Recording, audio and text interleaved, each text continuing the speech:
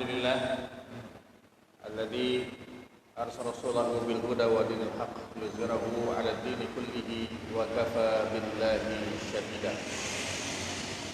Allahumma shalli wa sallim ala nabiyyina wa habibina wa syafi'ina Muhammad wa huwa an-nabiyyu al-mustafa wa ala alihi wa ashabihi ahli sidqi wal wafa.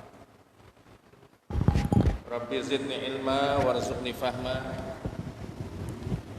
Allahumma alimna mimma jahilna wanfa'na bima 'allamtana bi rahmatika ya arhamar rahimin. Amin ya rabbal alamin wa ba'du.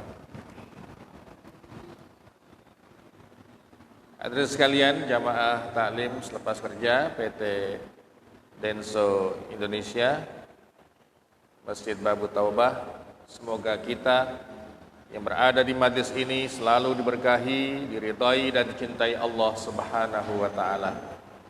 Alhamdulillah, kita panjatkan puji syukur kita hanya kepada Allah Subhanahu wa taala atas limpahan nikmat dan karunia-Nya, wabil khusus nikmat iman wal Islam, nikmat sehat, nikmat kehidupan. Semoga Allah selalu melindungi kita semua dari wabah COVID-19 ini. Selawat dan salam semoga Allah melimpah curahkan kepada kekasihnya Nabi kita Muhammad SAW, pada keluarga, para sahabat, keturunan dan juga umat beliau hingga akhir zaman. Kajian fikih Islam pada sore ini membahas tentang transaksi yang dilarang dalam syariah. Ini sangat penting, masuk dalam wilayah fikih muamalah. Fikih hubungan sesama manusia. Prinsip umum yang dipegang dalam fikih muamalah adalah kebenaran, amanah, keikhlasan, keadilan, persaudaraan dan pengetahuan. Nah, kita ini dipanggil oleh Allah Subhanahu wa taala kunu ma'as shadiqin. Di surah At-Taubah ayat 119. Hendaklah kamu bersama orang-orang yang benar. Dalam apa? Dalam percakapan. Ketika ada transaksi si penjual dan si pembeli, atau akad apa saja, akad sewa menyewa. Jadi ya harus kebenaran yang dikedepankan. Percakapannya, penulisan, perjanjian, penghantarannya, kemudian kenyataan barang yang dijadikan komoditas jual belinya, kemudian pertemuannya, ya, dan lain-lain. Amanah dan ikhlas. Jadi kita punya tanggung jawab kepada Allah Subhanahu wa taala. Hatta dalam masalah fikih munakahat, ya. Ini hari ini sangat tinggi jumlah perceraian, ya, di seluruh Indonesia, termasuk di Kabupaten Bekasi. Situasi yang sulit ini. Kita mungkin menganggap kalau iman kita nggak kuat, ya, menganggap itu nikah hanya dengan manusia, kemudian di hadapan KUA ada buku nikahnya. Padahal bukan itu yang Allah maksud. Adalah ketika ijab qabul kita sudah berhadapan dengan mitsaqan ghaliza, ikatan yang sangat kuat. Saya kebetulan ya di Dewan Syariah, ya, banyak yang konsultasi dalam masalah ini. Ketika saya membantu memediasi, ya saya banyak istighfar gitu loh. Karena manusia biasa itu nggak ada jaminan. Sekalipun dia itu ustadz, ya. Makanya kita harus betul-betul kuat dalam mempertahankan, ya, ketahanan rumah tangga. Rasulullah SAW sempat tidak begitu peduli kepada sahabiat, ya, yang mengadu kepada beliau. Di surah Al-Mujadilah itu. Al-Mujadilah. Mengadu tentang kelakuan suaminya yang selalu ya bikin masalah dalam rumah tangga. Ya Nabi melihat ini masalah biasalah, nanti juga akan damai dengan sendirinya. Ketika kembali ke rumahnya si sahabiat itu, turunlah ayat surah Al-Mujadilah. Qad sami Allahu qaulal lati tujadiluka fi zaujiha. Al-Ustaz Said Qutb rahimahullah dalam tafsir fi zilalil Quran ya menggambarkan seandainya para duat punya masalah dalam rumah tangga, maka dakwah itu nggak berjalan. Nggak berjalan. Ya. Bagaimana mau dakwah sedangkan rumah tangganya berantakan? Makanya sifat amanah ini kita kepada Allah, bukan pada manusia. Patokannya adalah Allah Subhanahu wa taala. Wala taqfu ma laysa laka bi ilmun, inna sam'a wal basara wal fuada kullun ulaika kana anhu mas'ula. Janganlah kamu bersikap pada sesuatu yang tidak ada ilmunya. Sebab telingamu, ya, pendengaranmu, matamu, kemudian akalmu itu akan diminta tanggung jawabnya oleh Allah Subhanahu wa taala. Prinsip ikhlas dan sungguh-sungguh ini juga menjadi landasan Islam, ya. Innamal a'malu binniyat wa innamal likulli imri'in ma nawa. Maka niat ini dalam setiap amal kebaikan, apakah itu yang mubah, apakah itu sunnah, apakah itu wajib, itu harus ada. Nawaitunya adalah lillahi ta'ala. Nggak boleh kita berbagi niat, ya, untuk Allah 95%, 5%-nya untuk manusia. Ada pahala nggak di situ? Nggak ada. Jadi lillahi ta'ala sepenuhnya. Ini prinsip ikhlas dalam muamalah kita.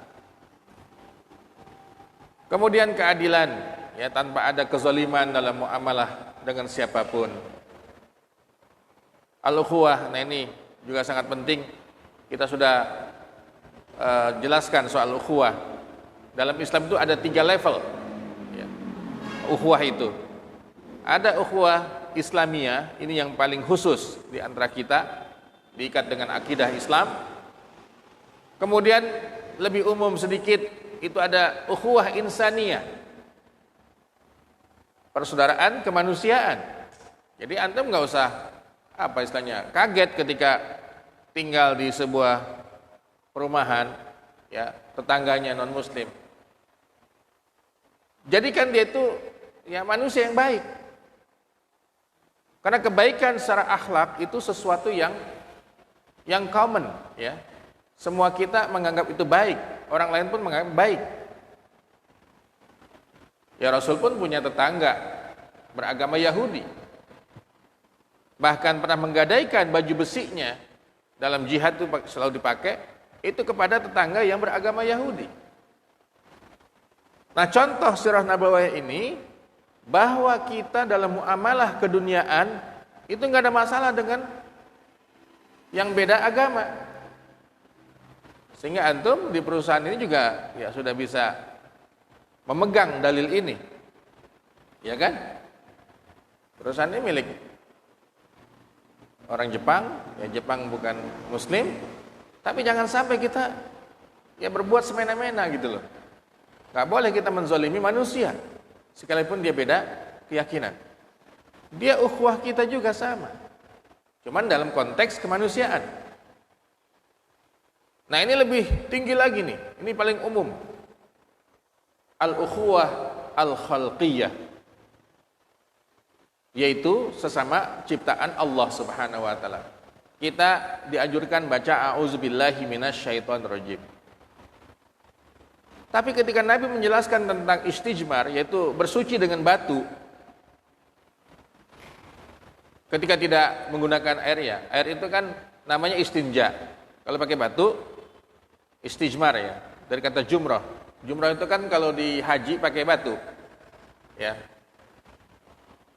Nabi menjelaskan jangan kau gunakan tulang atau kotoran binatang. Ya, mohon maaf kalau ada kotoran sapi atau kerbau, ketika sudah kering itu kan sama dengan batu fungsinya. Tapi jangan gunakan itu. Alasannya apa?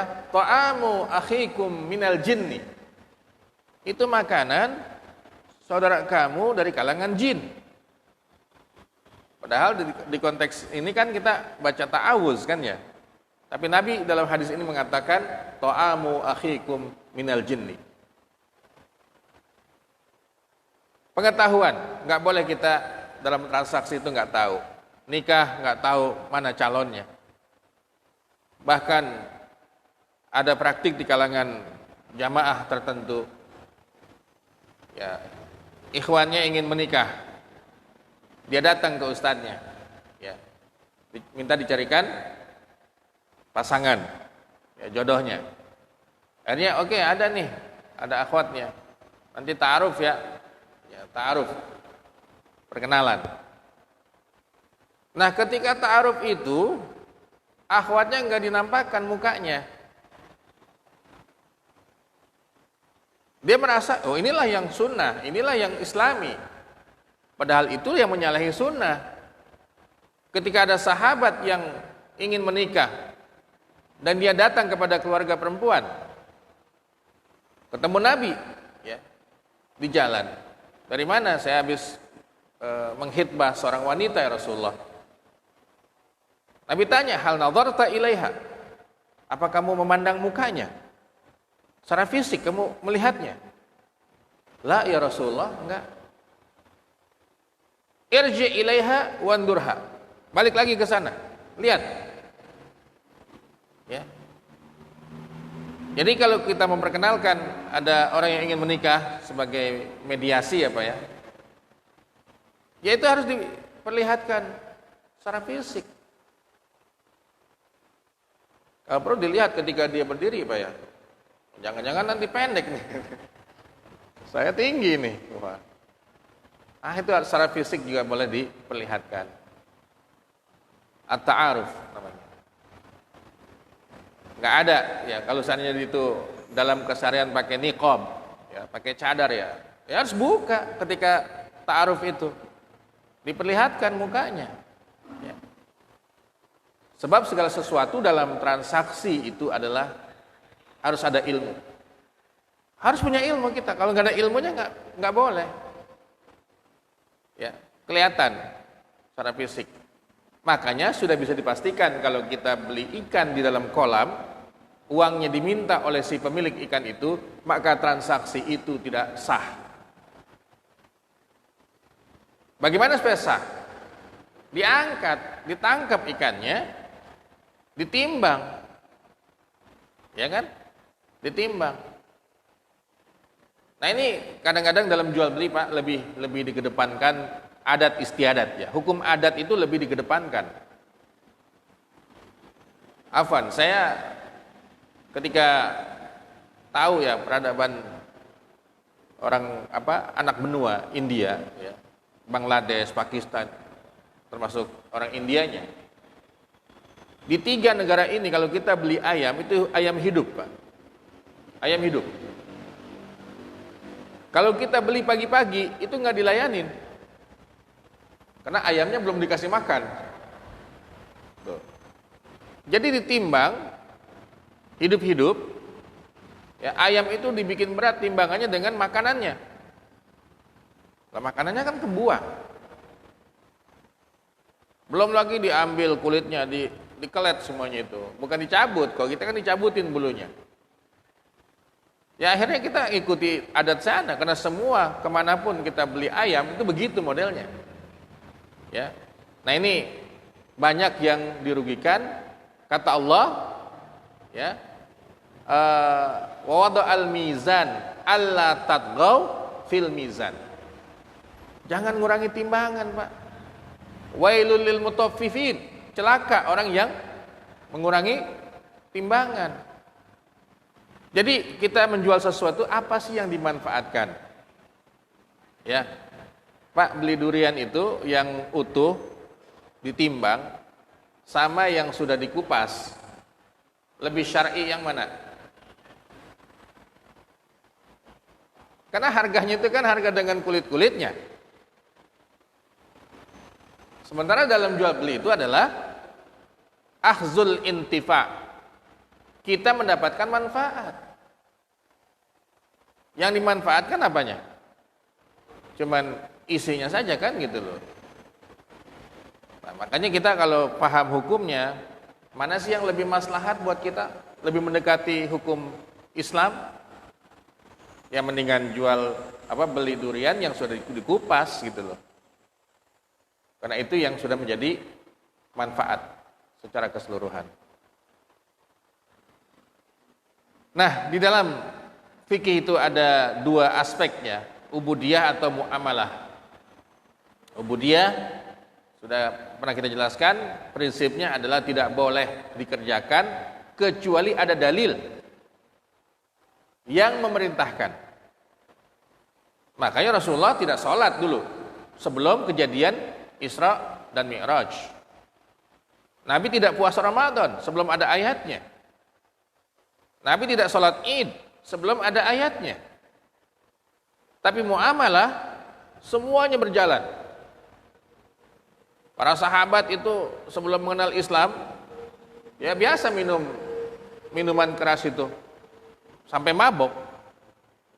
Sampai sudah syahadat pun masih minum. Lihat. Kenapa soal minum ini adalah muamalah? Tiba-tiba ya Allah turunkan ayatnya. Allah turunkan ayatnya. Apa yang pertama kali Allah turunkan? Janganlah kamu mabok ketika datang waktu sholat. Ini sholat sudah disyariatkan ya, 5 waktu itu. Tapi Allah Subhanahu Wa Taala hanya meminta jangan minum ketika waktu sholat itu dekat. Kalau mau mabok tuh ya jam berapa? 7 gitu. Karena zuhurnya masih lama.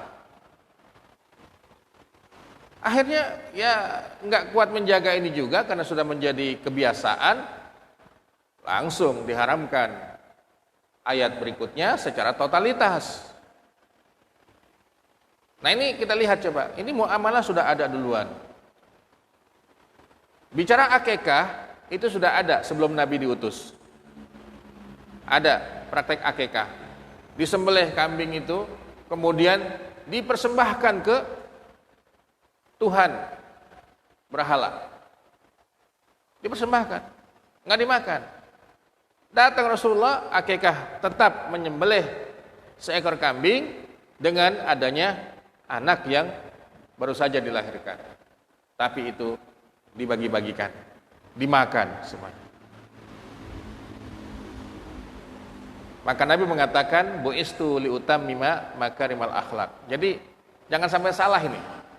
Ketika diskusi soal fikih, masalah apa? Ubudiyah. Ubudiyah tidak banyak ijtihad dari kita sebagai ahli hukum. Tapi muamalah berkembang sesuai dengan adat istiadat masyarakat setempat. Saya yakin kalau dibandingkan adat orang Indonesia dengan orang Arab Saudi, ya banyak perbedaannya. Makanya ketika tidak bertentangan dengan Quran dan Sunnah, maka adat istiadat itu harus dipertahankan atau boleh dijaga, boleh dijaga. Ya. Jangan kita kaku Pak dalam soal penetapan hukum fikih. Ya sempat ada yang mengatakan arisan itu adalah haram hukumnya. Kenapa? Sebab spekulasi katanya. Dikocok namanya. Nah, tapi kan anggotanya segitu-gitu juga Pak sampai habis. Ya kan? Anggotanya dari awal ditentukan berapa nih? Spekulasi, tetapi bisa diprediksi saya akan dapat, cuman kapan? Ya. Pasti dapat, pasti kebagian. Jangan dianggap dengan dalil judi nih sama. Jadi spekulasi yang kagak jelas kalau judi itu. Ya kayak orang main togel lah, bagaimana dia bisa memprediksi secara jelas? Nggak bisa. Ya. Diprediksi yang bisa mendapatkan manfaat dan bisa terukur itu boleh. Ya kita dalam bisnis pun begitu. Ada kan ilmu kita yang dijadikan sebagai bahan untuk memprediksi. Kalau saya jualan ini, berapa keuntungannya? Apa hambatannya, apa yang menjadi permasalahan. Ya. Nah ini kaidah dalam muamalah dan ibadah. Saya takut nanti antum mengharamkan mudik. Ya. Rasulullah tuh nggak pernah mudik sejak hijrah ke Madinah katanya. Ya nggak mesti melihat Rasulullah dalam konteks muamalah. Muamalah itu kita yang menentukan. Ketika bertentangan dengan syariat, maka jangan dilakukan. Ya. Nah, saya tahu di dalam tradisi munakahat ya, pernikahan di kita itu, di Betawi termasuk. Jadi kalau kakaknya laki-laki ini belum menikah, adik perempuan menikah dapat jodoh, itu ada uang pelangkah namanya.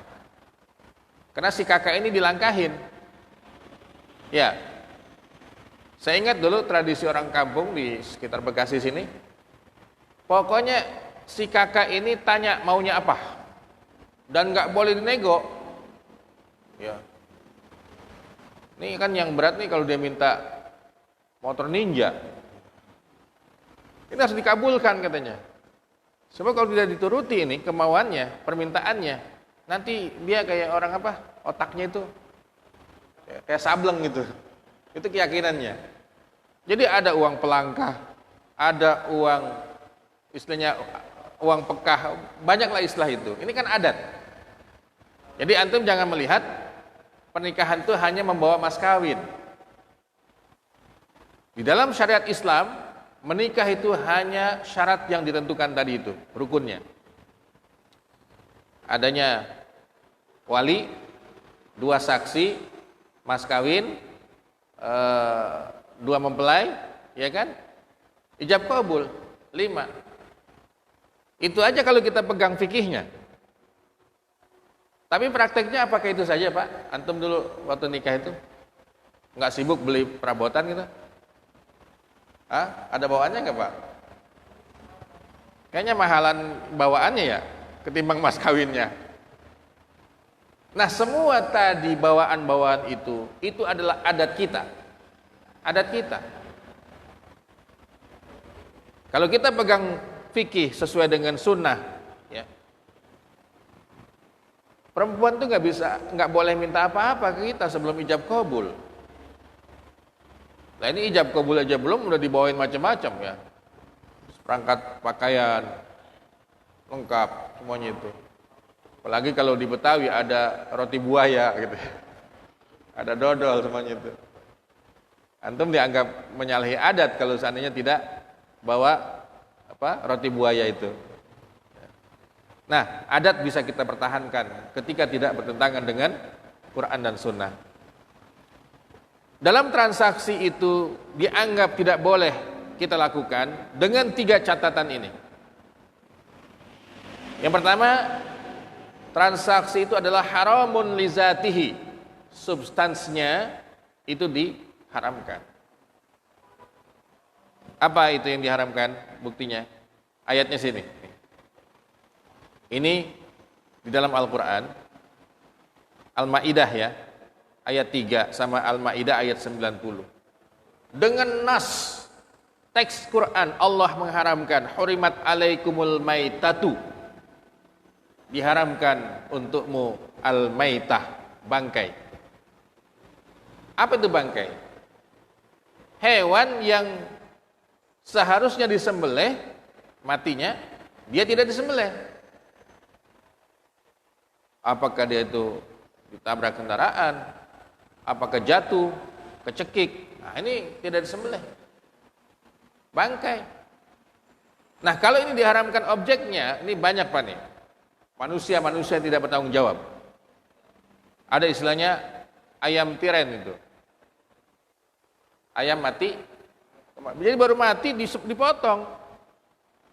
Dia ini melakukan apa? Penipuan, dijual ke masyarakat, dosa ini. Karena dia terlibat dalam kasus sesuatu yang secara zat objeknya diharamkan oleh Allah Subhanahu wa taala. Waddamu, ya, darah yang menetes. Karena darah yang menyatu dengan jantung, menyatu dengan hati itu dianggap halal. Ada hadisnya itu. Bahkan ada hewan yang itu jelas-jelasan dalam hadis itu boleh dimakan. Apa Pak? As-samaku ikan yang nggak perlu disembelih nih, ikan. Wal jaradu belalang. Kalau makan ikan biasalah kita, tapi makan belalang pernah makan lauknya belalang? Ya, kalau di kampung dulu ya. Tapi belalang yang di sawah, ya, jangan cengcorang dimakan juga nih. Itu bukan belalang itu. Mungkin di antara antum pernah ya ziarah ke Madinah ya. Di musim haji itu kalau antara musim panas dan musim dingin itu banyak belalang di Masjid Nabawi. Wah, sampai dibersihkan pakai alat itu, banyak numpuk. Nah, belalangnya itu warnanya coklat. Persis kayak belalang yang di sawah itu. Sebab kalau kita kembangkan, Pak, jangan-jangan nanti kita memahaminya apa? Jangkrik, Pak. Bahkan dulu waktu masih kampung ya di sini itu orang makan laron, Pak. Ya, tahu kan? Laron itu dikasih bak, ada airnya, dikasih cahaya, pada jatuh. Besok dikumpulin, dipepes itu. Dimakan. Ingat, nasnya itu adalah as-samaku wal jarad, al-kabid wat tahal. Kabid itu jantung dan hati. Karena nggak bisa kita membersihkan hati, dicuci lagi sampai habis darahnya. Karena itu darah yang memang dalam nas hadis diperbolehkan. Nah, ini darah ketika hewan disembelih ditadangin. Ini yang diharamkan langsung, adamnya ini. Dulu ada tukang sate keliling tuh, yang jual itu juga kan, marus ya. Nah, itu yang diharamkan, nggak boleh itu. Walahmul khinziri, dan daging babi. Nah, ini permasalahannya di dalam Quran. Ketika bicara babi itu ada kata lahmun. Gimana dengan minyak babi, lemak babinya? Gimana dengan kulit babi? Gimana dengan bulu babi? Ya. Disinilah ulama fikih berijtihad. Karena kita ngikut Imam Syafi'i, beliau berpandangan dzikrul ba'di wa iradatul kull. Disebutnya cuma sebagian dagingnya saja, tetapi yang dimaksud adalah semuanya. Apapun yang berkaitan dengan babi nggak boleh. Mau lemak babi, tulang babi itu nggak boleh. Ya. Imam Syafi'i lebih kehati-hatian dalam berijtihad. Kecuali mungkin apa yang diamalkan oleh sahabat itu bulunya, Pak. Dulu dijadikan benang. Makanya Abu Hanifah termasuk yang mengatakan boleh memanfaatkan bulu babi untuk menjahit sebagai benang itu. Wa ma uhilla li ghairillah, apa yang disembelih untuk selain Allah. Nah, ini disembelih, Pak, bismillah. Tetapi niatnya disuguhkan buat jin, sesajen namanya itu. Jadi kalau udah niatnya untuk sesajen jangan dimakan, nggak boleh itu. Wal munkhaniqah, yang tercekik ya, yang terjatuh dan seterusnya. Wa ma akalas sabu'u, dan yang dimakan oleh binatang buas dan seterusnya. Ayat yang kedua, ya ayyuhalladzina amanu innamal khamru wal maisiru wal ansabu wal azlamu rizqun min amali syaitan. Ini pun objeknya yang diharamkan langsung. Ya, termasuk perjudian, masalah khamr ini diharamkan. Kemudian yang kedua, haramun li ghairihi, diharamkan karena faktor lain, yaitu caranya. Saya ingin bertanya sebelum lanjut pada poin 2 ini. Kalau riba itu haramun li zatihi apa haramun li ghairihi? Ya, masuknya. Haramun li zatihi masuknya. Riba itu masuk dalam poin 1. Jadi siapapun yang terlibat di dalam poin 1 ini itu sama kebagian dosa. Kebagian dosanya. Ini yang paling berat buat kita ya, muamalah keuangan. Antum terima gaji setiap bulan. Masuklah ke banknya, bank konvensional. Saya juga sama, masuk ke bank konvensional. Nah, karena kondisinya sangat sulit buat kita ini, bisa nggak kita mensiasatinya? Bisa, Pak. Bisa. Ya. Anggaplah itu hanya transit nanti ada catatan pertumbuhan bunganya, itu yang kita keluarkan. Pisahkan jumlah nominal itu, ini adalah sebagai bunganya. Kalau kita punya tabungan di situ. Ya, ini kita ambil fatwa yang terkini lah. Jadi fatwa hari ini lebih menguatkan untuk diambil. Karena kalau tidak diambil, ini akan dimanfaatkan oleh musuh-musuh Islam. Karena bank ini kan pasti sampainya ke Bank Dunia, ke World Bank. Ya, dalam kondisi hari ini. Nah, kalau kita nggak ambil berarti dimanfaatkan oleh musuh Islam. Makanya ya ambil bunga bank itu. Tapi jangan digunakan untuk makan dan minum. Jangan gunakan untuk membeli sesuatu yang melekat di badan kita. Manfaatkan untuk kepentingan umum. Saya kemarin kontak Basnas. Saya bilang, Pak Abdul Aziz, ini ada warga di kampung yang belum punya toilet, saya bilang, MCK. Jadi kalau buang air itu dia harus ke kali.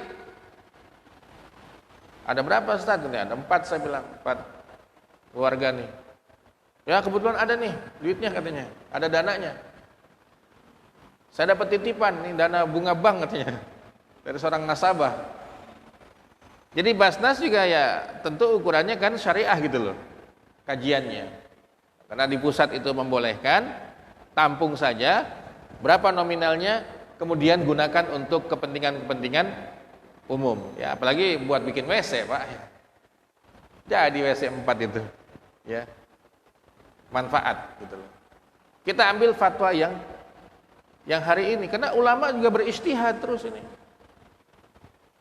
Pernah saya jelaskan pada kajian bulan lalu bahwa pinjaman bank itu, Pak, pasti kan ada bunganya. Tapi kalau pinjaman bank itu ke BTN untuk beli rumah, yang kita prediksi nanti ketika lunas cicilan kita itu, kita jual rumah itu, maka harganya bisa jadi lebih tinggi. Maka yang begini nih boleh. Jadi pinjaman yang digunakan untuk membeli sesuatu di mana nilainya itu bertambah. Nah, kita tahu Pak kalau pinjam ke bank buat beli kendaraan. Setelah 7 tahun kita jual itu mobil. Jatuh nggak? Berarti fikihnya itu ya membatasi kalau meminjam ke bank yang ada suku bunganya, belilah sesuatu yang itu harganya naik ke depannya. Kayak tanah, ya, beli rumah. Apa yang naik Pak lagi? Emas. Emas termasuk ya? Beli emas. Ini ijtihad yang hari ini dikaji oleh para ahli fikih. Ya. Karena nggak boleh sesuatu yang menjadi problem itu dibiarkan nggak ada jawaban dalam fikih, harus ada. Sehingga bagi orang yang hati-hati, saya nggak mau, ya silahkan. Tapi kalau ada yang mau ambil pendapat ini ya juga nggak ada masalah, karena ini ijtihad yang dilakukan oleh ahli fikih. Ya mungkin gini Pak, ada orang punya usaha ekspedisi mobil, ya, digunakan untuk ngangkut sesuatu yang diharamkan secara substansi, objek. Ya ngangkut hewan babi, ngangkut minuman khamr kan gitu ya. Dia kan dapat upah, dia nggak mengkonsumsi. Tapi ada peran di situ, maka hasil upah tadi itu pun jatuh hukumnya haram. Jangan kita menyentuh pada objek yang langsung diharamkan oleh Allah Subhanahu wa taala di dalam Al-Qur'an, dikuatkan oleh hadis. Adapun haramun li ghairihi ini caranya. Jual beli menipu, jual beli tidak transparan. Barangnya jelek nggak dikasih tahu. Nah ini. Ya. Haramun li ghairihi. Ya termasuk mungkin hari ini yang kita alami Pak, bisnis MLM ya, multi level marketing ini kan sudah Dari dulu ada itu. Sampai masuk ke wilayah ibadah umroh itu. Ya, ibadah umroh itu kan kalau kita banyak bawa orang untuk daftar ke travel A umpamanya, dia akan dapat bonus gitu loh. Nah ini kalaupun tidak haram secara mutlak, mungkin ini syubhat. Syubhat aja nggak boleh, Pak. Syubhat aja nggak boleh kita lakukan. Apalagi yang jelas-jelasnya itu haram. Ya. Dulu saya sempat diskusi sama Ustaz Sonai waktu di Arafah ya, musim haji. Ustaz Ayub ini ada umroh nih. Ya. Berapa Ustaz? 8 juta katanya.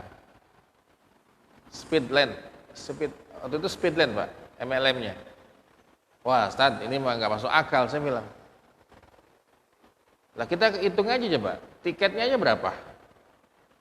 Ke Arab Saudi, bolak-balik itu 10 juta. Nah ini 8 juta. Pasti ada sesuatu. Pasti ada sesuatu, ya. Nah ini jangan sampailah kita diajak diskusi sesuatu yang tidak masuk akal gitu loh. Nah nanti bagaimana dengan akomodasi hotel penginapan, dengan konsumsinya, transportasi dalam kota. Nah, ini nggak masuk harganya. Makanya jangan sampai masuk dalam wilayah haramun li ghairihi ini.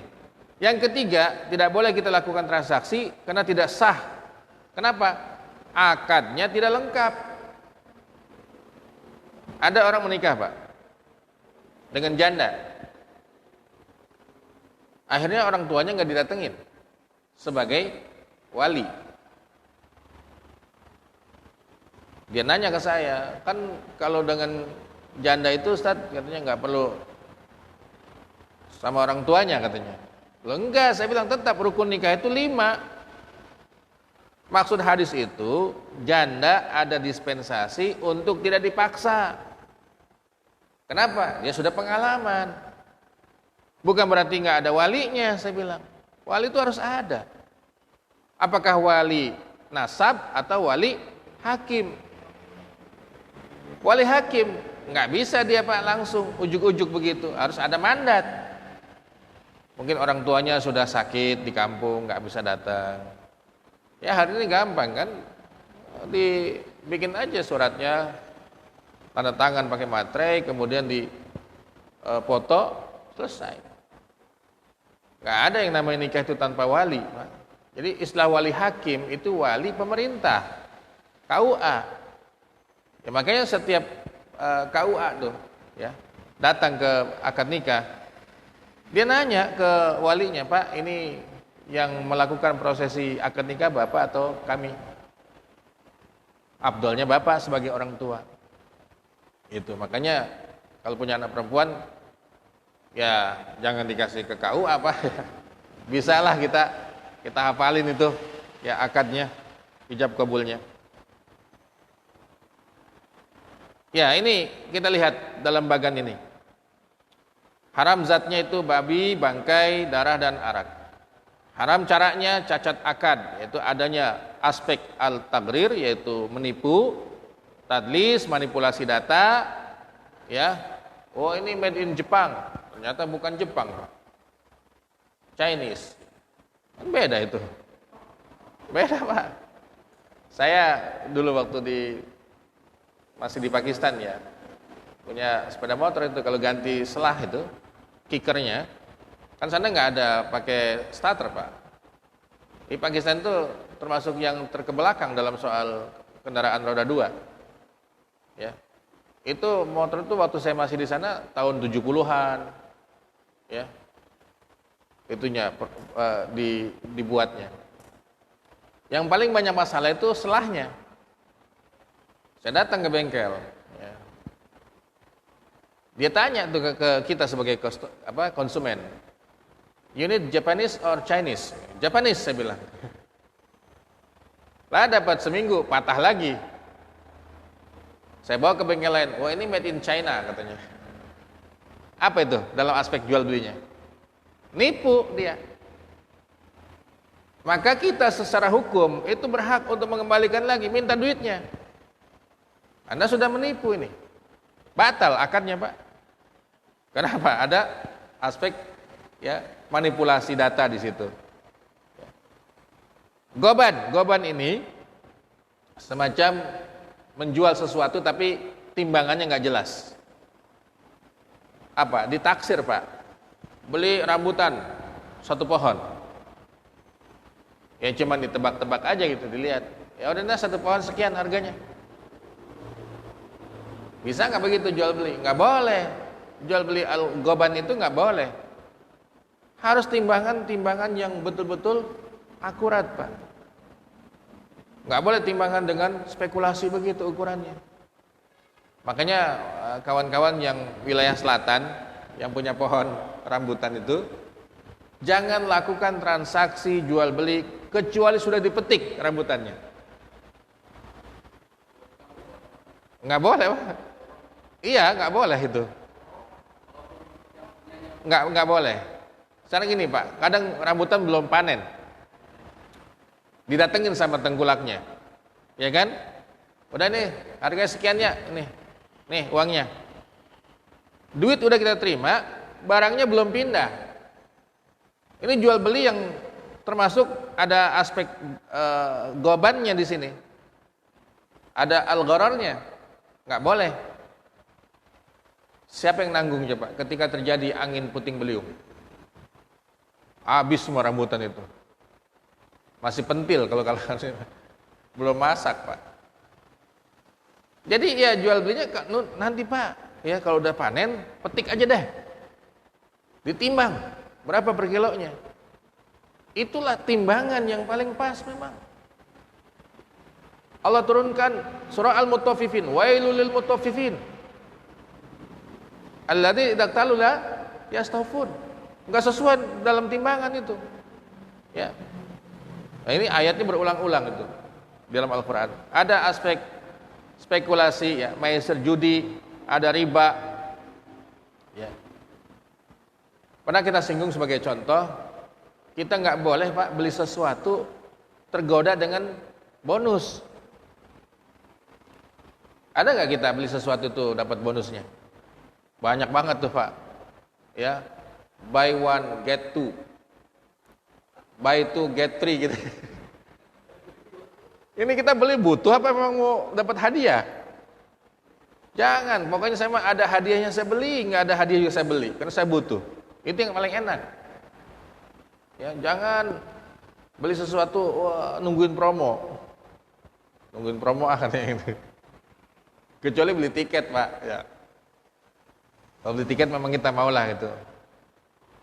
Karena ada memang layanan tiket yang dijual 3 bulan sebelumnya kita booking, itu harganya dapat diskon. Nah itu nggak apa-apa kalau itu, Pak. Ya. Tapi jangan sampai kita beli barang itu yang kita gunakan, lantas kita lihat apa bonusnya. Tidak sah, tidak lengkap akadnya ya. Kenapa? Bisa jadi itu ada rukun dan syarat yang tidak terpenuhi. Ada ta'alluq ya. Anda boleh beli mobil saya dengan cara nyicil. Tapi nanti ketika lunas Anda harus jual lagi ke saya. Lihat, Pak. Boleh beli ini tapi nanti jual lagi ke saya. Ini akad yang dihubungkan dengan akad lain. Itu enggak dibenarkan dalam Islam itu, dalam fikih. Ya. Termasuk kita sebagai penjual, Pak, nih. Karena ada 2 pola ya. Cash sama kredit. Kalau kredit harganya sekian bulan. Kalau ini cash sekian harganya. Sebagai penjual kita nggak boleh menawarkan itu. Cara itu tadi. Biarkan si pembeli. Pak, saya mau beli barang ini, Pak, laptop. Tetapi duit saya kan nggak cukup. Boleh nggak saya nyicil? Oh boleh. Dikasihlah tuh range harganya. Berapa bulan dia mencicilnya. Sebagai penjual nggak boleh itu 2 in 1 dalam akad. 2 in 1 apa? Ada 2 akad yang ditawarkan. Cukup kita yang tahu formula itu, ya kalau belinya nyicil sekian, kalau cash ya sekian gitu loh. Tinggal dia maunya yang mana. Ya. Kemudian di sini hadirin sekalian, ya penjelasan lebih detail lagi soal apa itu al-gharar, kemudian apa itu tadlis, ya. Tadlis itu dalam bahasa fikih disebut dengan transaksi di mana salah satu pihak tidak mengetahui informasi, ya, secara utuh.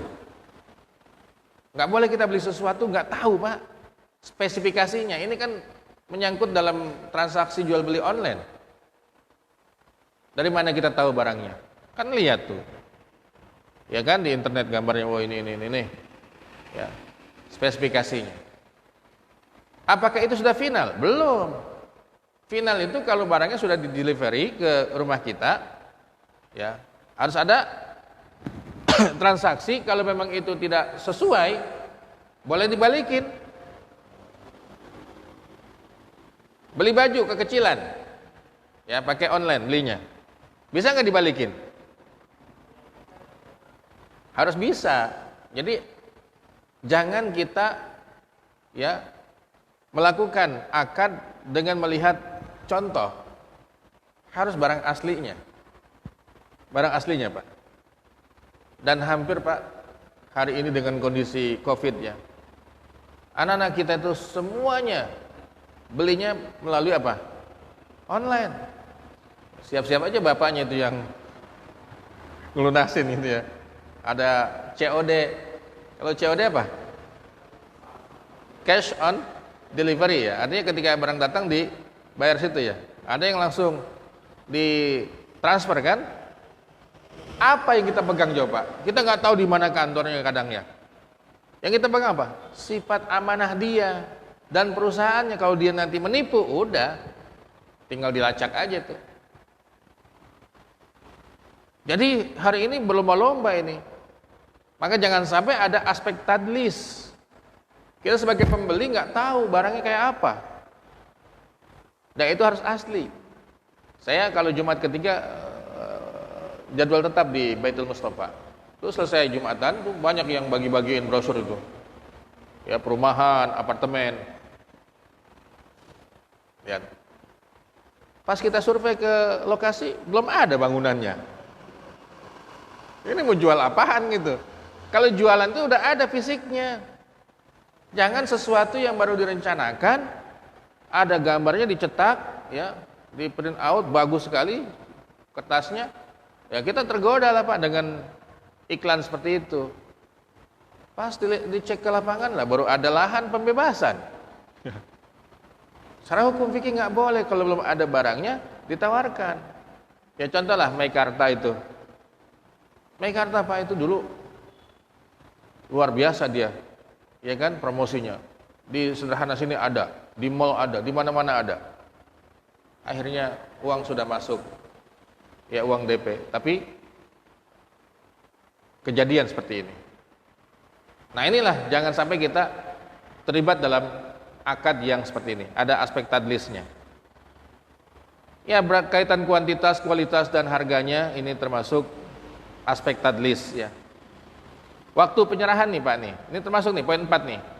Jadi dia beli rambutan, duit udah dikasih ke kita sebagai pemilik pohon rambutan itu.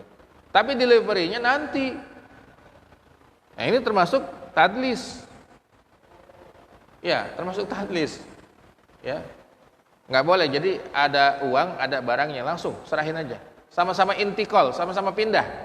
Duit itu pindah ke si penjual, barang pindah ke si pembeli. Master gambling, ya gambling. Kemudian ada konsep la tazlimun wa la tuzlamun, nggak boleh kamu menzolimi dan nggak boleh dizolimi, ya, dan seterusnya. Bai'un najash ini, nah ini Pak, tadi yang nerka-nerka harga itu namanya bai'un najash, itu nggak boleh, ya. Saya kira sampai di sini secara pembahasan, ya. Mudah-mudahan bisa menambah wawasan kita. Saya berikan waktu untuk diskusi dan tanya jawab bila ada yang ingin ditanyakan, ya, terkait pembahasan kita dalam fikih muamalah ini ataupun yang lainnya terkait masalah hukum. Silakan Pak. Adakah?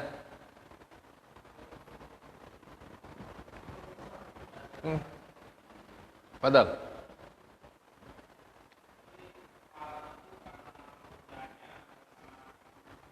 caranya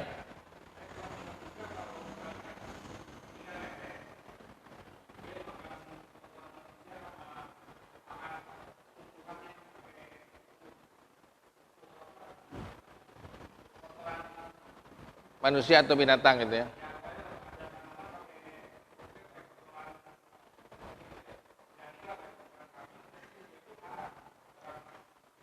Ya. Jadi itu dinamakan dengan hewan jalalah yang mengkonsumsi makanan-makanan najis. Kayak lele ya. Kita harus tahu nih Pak, lele itu Pak. Lele yang dijual di pecel lele itu lele yang jenis mana? Karena lele itu kalau udah besar itu bisa hidup di air yang kotor banget ya, di atasnya jamban. Atas jamban gitu loh. Siapapun yang buang hajat pasti dimakan sama lele itu. Itu jalalah udah otomatis. Ayam dulu ketika di kampung itu kan anak kecil dia buang hajat itu di kebun ya. Ayam datang, dipacokin tuh, dimakan sama ayam. Ayam kampung. Itu ayam jadi jalalah. Bagaimana supaya halal dimakan, dikonsumsi? Dia harus dinetralisir, Pak. Jadi ini lele diangkat, dipindahin ke kolam yang bersih, dikasih makanan yang suci, yang bersih. Bukan najis lagi. Kalau belum dilakukan itu maka tidak boleh dikonsumsi. Enggak boleh dikonsumsi. Ini kan pecel lele di mana-mana nih. Kalau antum pulang kerja malam kan paling enak tuh makan di pecel lele gitu. Itu lelenya model mana itu ternaknya? Jadi jalalah itu binatang-binatang yang memang bisa dikasih makan dengan makanan najis tadi itu. Nah, tanpa dilakukan sterilisasi, dia akan haram untuk dikonsumsi. Jadi pindahin ke kolam yang udah bersih, dikasih makanan-makanan yang suci, ya nggak najis, itu mungkin 2 pekan lah Pak. Saya nggak tahu juga secara keilmuan ya, bisa steril itu berapa lama. Ini yang bicara mungkin ya lulusan IPB lah ya. Bagaimana dengan pohon? Kan ada pupuk kandang ya. Nah itu sama juga secara hukum fikih, nggak mesti binatang. Nah cuman saya juga nggak tahu juga ilmunya. Ini pohon atau buah jeruk ini supaya steril itu berapa lama sih gitu loh. Ada juga yang bilang gini Pak, pupuk kandang itu akan habis juga itunya. Ya status sebagai pupuk kandangnya itu. Jadi secara alami mengalami proses seperti itu sehingga dibiarkan sekian lama buah itu sudah dianggap tidak jalalah lagi ya. Jadi ada penamaan dalam fikih sesuatu hewan yang dikasih makan makanan najis itu namanya hewan jalalah, nggak boleh dimakan kata Rasulullah. Baik, ada lagi? Betul ya. Assalamualaikum.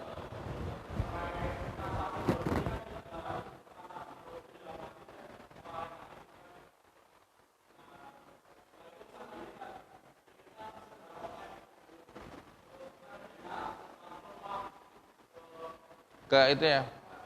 Ya.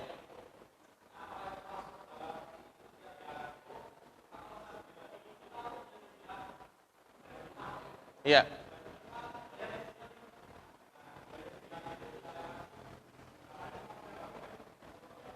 Iya. Jadi kita beli online barang ya. Terus kita transfer uangnya. Barangnya belum datang. Makanya akadnya harus diketahui. Ini kalau nanti salah alamat, nggak nyampe-nyampe gimana kan gitu. Menurut sana udah dihantar barangnya Pak gitu. Tapi nggak nyampe ke kita. Atau sampai ke kita ketika dilihat ternyata tidak sesuai dengan harapan yang kita mau. Ya siap dibalikin. Gitu loh. Ukurannya kekecilan, ya. Balikin.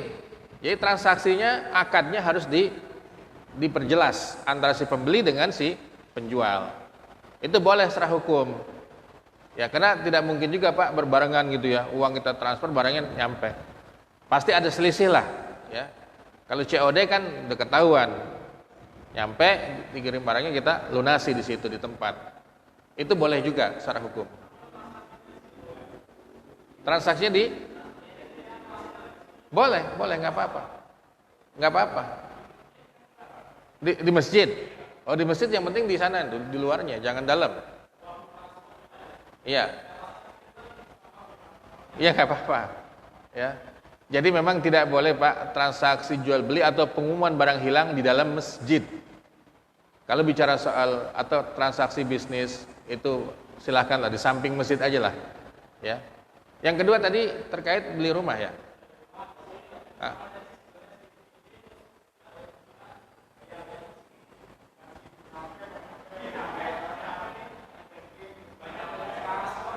Pakai banking tapi dilakukan di mana?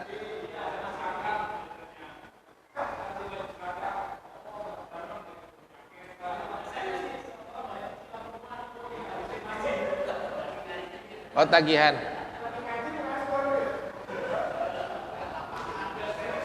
Pak, yang ada itu kan ya dan biadin sama-sama face to face. Ini kan tidak face to face.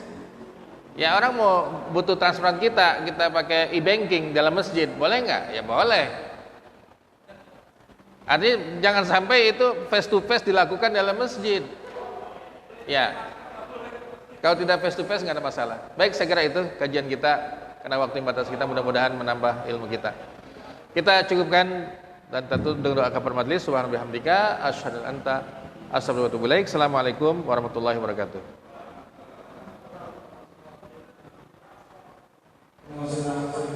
Ya, Pak.